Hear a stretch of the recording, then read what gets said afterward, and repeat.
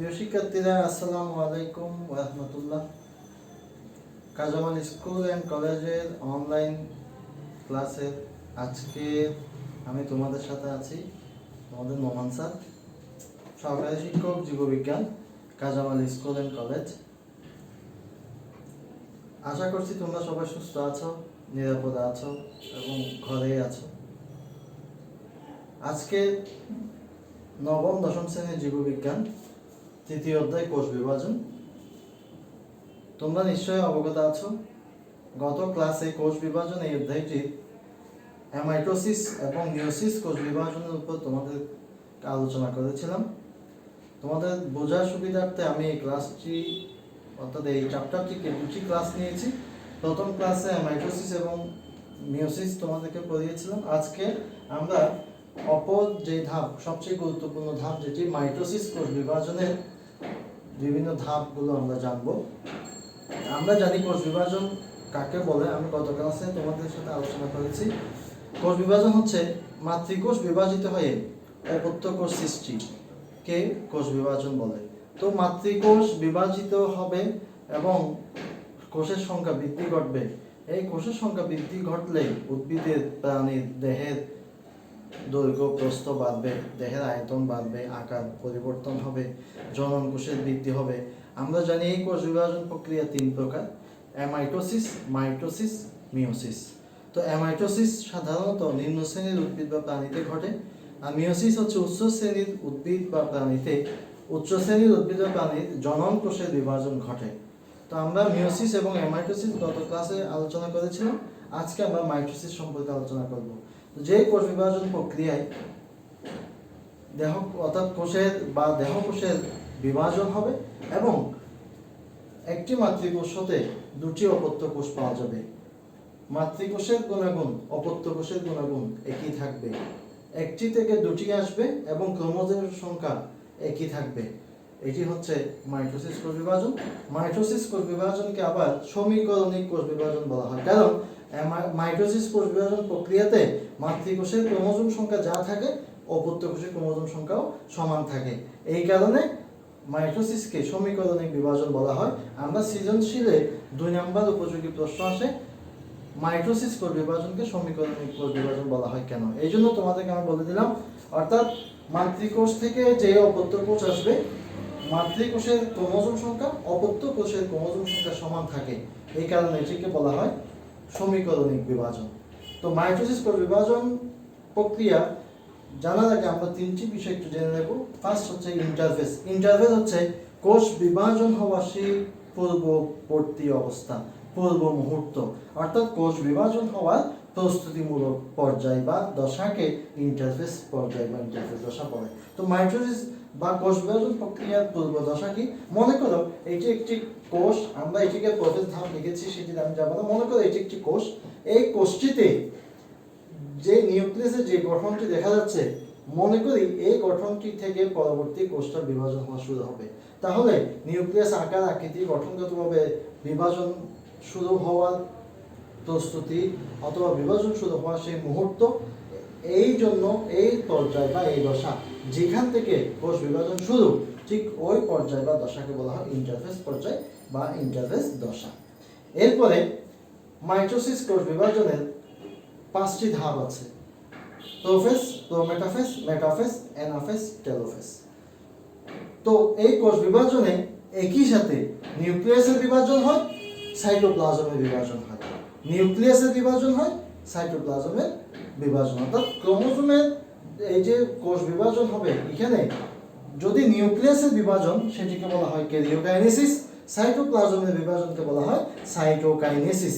তাহলে মাইটোসিস কোষ বিভাজনে নিউক্লিয়াসের বিভাজনকে বলা হয় ক্যারিওকাইনেসিস, আর সাইটোপ্লাজমের বিভাজনকে বলা হয় সাইটোকাইনেসিস। তাহলে আমরা সৃজনশীল প্রশ্ন ক্যারিওকাইনেসিস কি আর সাইটোকাইনেসিস কি যদি আমাদের আসে, তাহলে আমরা বলবো, যদি মাইটোসিস কোষ বিভাজনের নিউক্লিয়াসের বিভাজনকে বলা হয় ক্যারিওকাইনেসিস, আর মাইটোসিস কোষ বিভাজনের সাইটোপ্লাজমের বিভাজনকে বলা হয় সাইটোকাইনেসিস। তো তোমাদের বোঝার সুবিধার্থে আমি বলে দিই, সাইটোকাইনেসিস ঘটে সাইটোপ্লাজমে, তাহলে সাইটোপ্লাজমের সাইটো এবং সাইটোকাইনেজ সাইটো মিল আছে, এই জন্য কনফিউশন যেন না হয় আমি বলে দিলাম সাইটোপ্লাজমের বিভাজনের সাইটো, সাইটোকাইনেসিসের সাইটো একই রকম, আর বাকি নিউক্লিয়াসের বিভাজন হচ্ছে কি ক্যারিওকাইনেসিস। এখন তাহলে আমরা দেখব মূলত মাইটোসিস কোষ বিভাজনে প্রথম যে ধাপটি প্রোফেজ ধাপ, তো আমরা বলছি এই প্রোফেজ ধাপ শুরু হবে, এটি ইন্টারফেসের পরবর্তী প্রথম যে ধাপ। তো প্রথম ধাপে দেখা যাচ্ছে নিউক্লিয়াসটির আকৃতি আকারে বড় হয়, নিউক্লিয়াসের আকৃতি আকারে বড় হবে, নিউক্লিওলাসটি স্পষ্ট হবে। এরপরে এই যে ক্রোমোজোমগুলো আছে, আমি তোমাদের বোঝার সুবিধার্থে ক্রোমোজোমগুলোকে নির্বর্ণ করে দিয়েছি, কারণ এখানে ক্রোমোজোমগুলো বিভিন্ন পরিবর্তন দেখা যাচ্ছে। তাহলে এখানে যে ক্রোমোজোম দেখা যাচ্ছে বলা হচ্ছে যে ক্রোমোজোম থেকে পানি হ্রাস পেয়ে কতগুলো সুতার মতো অংশ দেখা যাবে।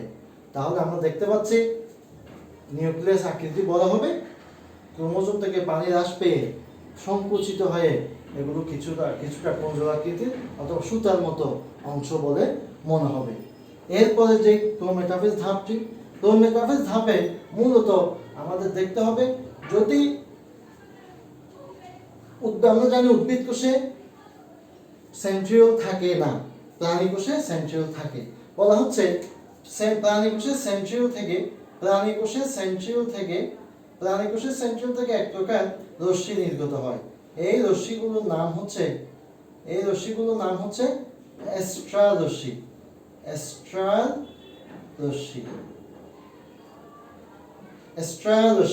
তাহলে এভাবে করে এই এস্ট্রাল রশ্মিগুলো এক প্রান্ত থেকে অপর প্রান্ত পর্যন্ত এভাবে করে যুক্ত হয়, যুক্ত হয়। এই রশ্মিগুলো যুক্ত হয়ে তৈরি করে স্পিন্ডল তন্তু, আর স্পিন্ডল তন্তুগুলো যুক্ত হয়ে গঠন করে স্পিন্ডল যন্ত্র। তাহলে আমরা কি বলেছি, প্রাণী কোষে সেন্ট্রিওল থেকে এক প্রকার, আমরা জানি প্রাণী কোষের বিভাজন হয়, উদ্ভিদ কোষেরও বিভাজন হয়, আর প্রাণী কোষে এক প্রকার সেন্ট্রিওল থাকে, উদ্ভিদ কোষে সেন্ট্রিওল থাকে না। প্রাণী কোষে সেন্ট্রিওল থাকে, উদ্ভিদ কোষে সেন্ট্রিওল থাকে না। প্রাণী কোষের সেন্ট্রিওল থেকে এক প্রকার রশ্মি নির্গত হয়, এই রশ্মিগুলোর নাম হচ্ছে এস্ট্রাল রশ্মি। আর এস্ট্রাল রশ্মিগুলো এক প্রান্ত থেকে অপর প্রান্ত পর্যন্ত কতগুলো সুতার মতো অংশ গঠন করে, এগুলোকে বলে স্পিন্ডল তন্তু। স্পিন্ডল তন্তু যখন এরকম একটি শেপ তৈরি করে, এই শেপটাকে বলা হয় মাকু আকৃতি, এটাকে বলা হয় মাকু আকৃতি। স্পিন্ডল তন্তু যখন মাকু আকৃতি গঠন করে তখন এটিকে বলা হয় স্পিন্ডল যন্ত্র। তাহলে বলা হচ্ছে প্রাণী কোষে এই ক্রোমেটাফেজ ধাপে দেখো এখানে নিউক্লিওলাসটি স্পষ্ট, এখানে নিউক্লিওলাসটি কিছুটা অস্পষ্ট, ঝাপসা, অর্থাৎ এই ধাপটিতে ক্রোমেটাফেজ ধাপটিতে এসে নিউক্লিওলাসের বিলুপ্তি ঘটে, আস্তে আস্তে নিউক্লিওলাসটি চলে যায়। এরপরে হচ্ছে প্রাণী কোষে সেন্ট্রিওল হতে এক প্রকার রশ্মি নির্গত হয়, এই রশ্মির নাম এস্ট্রাল রশ্মি। এস্ট্রাল রশ্মিগুলো কতগুলো সুতা নির্গত হয় বা তন্তু নির্গত হয়, এই তন্তুগুলো যুক্ত হয়ে স্পিন্ডল, এই তন্তুগুলোকে বলা হয় স্পিন্ডল তন্তু। স্পিন্ডল তন্তুগুলো যুক্ত হয়ে মাকু আকৃতি গঠন করলে তাকে বলা হয় স্পিন্ডল যন্ত্র। এবার দেখো এটা হচ্ছে প্রাণী কোষের ক্ষেত্রে। তো উদ্ভিদ কোষে কোনো সেন্ট্রিওল নাই, এই কারণে উদ্ভিদ কোষে এক প্রান্ত থেকে অপর প্রান্ত পর্যন্ত কতগুলো সূত্রকের আবির্ভাব ঘটে, এই সূত্রগুলো আবির্ভাব ঘটে এবং সূত্রগুলো যুক্ত হয়ে স্পিন্ডল যন্ত্র গঠন করে। আর দেখো এখানে ক্রোমোজোমগুলো সবগুলো মোটামুটি বিভিন্ন দিকে ছড়িয়ে আছে। এরপরে ধাপ মেটাফেজ, তৃতীয় ধাপ। মেটাফেজ ধাপটিতে এসে দেখো এখানে ক্রোমোজোমগুলো কিছুটা মোটা হয়, খাটো হয়, এবং এই মাঝখানের যেই অঞ্চল এটিকে বলা হয় বিষুবীয় অঞ্চল, এই অঞ্চলটিকে বলা হয় বিষুবীয় অঞ্চল। দেখো ক্রোমোজোমগুলো বিষুবীয় অঞ্চলে এসে সজ্জিত হয়ে আছে। বিষুবীয় অঞ্চল, মাঝখানের যে অঞ্চল এটি হচ্ছে বিষুবীয় অঞ্চল, আর দুই প্রান্ত হচ্ছে মেরু অঞ্চল। ক্রোমোজোমগুলো বিষুবীয় অঞ্চলে এসে উপস্থিত হয়, বিষুবীয় অঞ্চলে এসে বিন্যস্ত হয়। ক্রোমোজোমগুলো আকারে খাটো হয়ে যায়, কিছুটা মোটা হয়ে যায়, স্পষ্ট হয়। মেটাফেজ ধাপের পরে অ্যানাফেজ ধাপ। অ্যানাফেজ ধাপে এসে দেখো ক্রোমোজোমগুলো বিভক্ত হয়ে গেছে। তো বিভক্ত হয়ে বলা হচ্ছে এই মাঝখানে গোলাকার এটি হচ্ছে সেন্ট্রোজোম বা সেন্ট্রিওল, এটি বিভক্ত হয়ে যায় এবং দুই অংশে দুটি বিভক্ত হলে বলা হয় ক্রোমাটিড। দুই অংশ বিভক্ত হলে কি বলা হয়? ক্রোমাটিড। তো যদি আমরা এভাবে দেখি, এটি হচ্ছে গোলাকার সেন্ট্রোমিয়ার, আর দুই পাশে ক্রোমোজোম বিভক্ত হয়ে গেলে তখন এটাকে বলা হয় ক্রোমাটিড, তাহলে সেন্ট্রোমিয়ার এবং ক্রোমাটিড। সেন্ট্রোমিয়ার হচ্ছে গোলাকার অংশটি সেন্ট্রোমিয়ার, দেখো এদিকে একটি গোলাকার সেন্ট্রোমিয়ার, এরপর হচ্ছে ক্রোমাটিড, এদিকে গোলাকার সেন্ট্রোমিয়ার, ক্রোমাটিড। তাহলে বলা হচ্ছে এই ধাপটিতে, অ্যানাফেজ ধাপটিতে এসে সেন্ট্রোমিয়ার বিভক্ত হয়ে যায়, বিভক্ত হয়ে গিয়ে এই পাশে একটি সেন্ট্রোমিয়ার, এই পাশে একটি সেন্ট্রোমিয়ার হয়, আর এদিকে দুটি করে ক্রোমাটিড গঠন করে, এভাবে করে ক্রোমাটিড গঠন করে। তাহলে সেন্ট্রোমিয়ার বিভক্ত হয় এবং প্রতিটি ক্রোমাটিড একটি করে সেন্ট্রোমিয়ার পায়। এরপরে দেখা যায় এই ক্রোমাটিডগুলো আস্তে আস্তে মেরুর দিকে চলতে শুরু করে, মেরুর দিকে যেতে শুরু করে, অর্থাৎ এটিকে বলা হয় অর্ধেক অংশ উপরের মেরুর দিকে। এই পাশে যদি আমরা বলি উত্তর মেরু, এদিকে যদি ধরি আমরা দক্ষিণ মেরু, তাহলে অর্ধেক অংশ উত্তর দিকের অংশগুলো উত্তর দিকে চলে যায়, দক্ষিণ দিকের অংশগুলো দক্ষিণ দিকে চলে যায়। তাহলে এই পর্যায় থেকে আস্তে আস্তে উত্তর মেরুর দিকে এবং দক্ষিণ মেরুর দিকে যেতে থাকে। এটাকে বলা হয় মেরুমুখী চলন। অর্থাৎ ক্রোমোজোমগুলো আস্তে আস্তে উত্তর দিকে দক্ষিণ দিকে যেতে থাকে, এটাকে বলা হয় মেরুমুখী চলন। আর এই সময় ক্রোমোজোমগুলোকে দেখতে অনেকটা ভি এল জে আই আকৃতির দেখায়। তো দেখা যাচ্ছে কিছুটা কোনোটা বি এর মতো, কোনোটা আই এর মতো, কোনোটা এল এর মতো, কোনোটা জে এর মতো, এরকম বিভিন্ন আকৃতি দেখায়।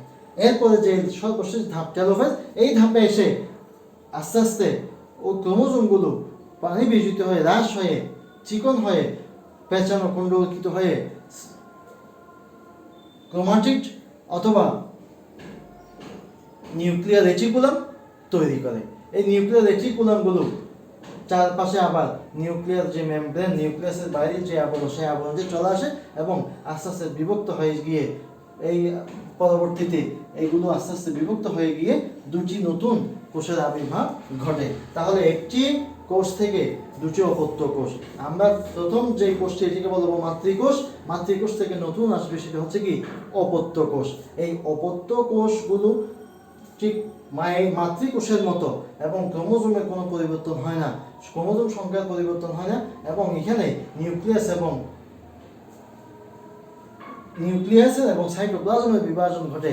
এই কারণে এখানে ক্যারিওকাইনেসিস এবং সাইটোকাইনেসিস প্রক্রিয়া ঘটে থাকে। তাহলে একটি মাতৃকোষ থেকে সমগুণ সম্পন্ন দুটি অপত্য কোষ পাওয়া যায়। এই জন্য এটি মাইটোসিস বিভাজন হচ্ছে সমীকরণিক বিভাজন। আবার এটি উদ্ভিদ কোষের ক্ষেত্রে আমরা যে প্রক্রিয়াটি পড়েছি, এটি হচ্ছে উদ্ভিদ কোষ। প্রাণী কোষের ক্ষেত্রে এখানে এক প্রকার বেস প্লেট তৈরি হয় এবং সেই বেস প্লেট আস্তে আস্তে বিলুপ্ত হয়ে এভাবে দুটি কোষে পরিণত হয়। তাহলে আমরা এই অধ্যায়ের আলোকে পূর্বের ক্লাসে আমরা অ্যামাইটোসিস এবং মিওসিস সম্পর্কে জেনেছিলাম। আজকের ক্লাসে আমি তোমাদেরকে মোটামুটি চিত্রসহ মাইটোসিস বিভাজন প্রক্রিয়া বুঝিয়ে দেওয়ার চেষ্টা করেছি। আমরা আশা করছি দুটি ক্লাসকে মিলিয়ে এই অধ্যায় সম্পর্কে তোমরা প্রস্তুতি নেবে। সবাই সে পর্যন্ত ভালো থাকবে, সুস্থ থাকবে, নিরাপদে থাকবে। আল্লাহ হাফেজ।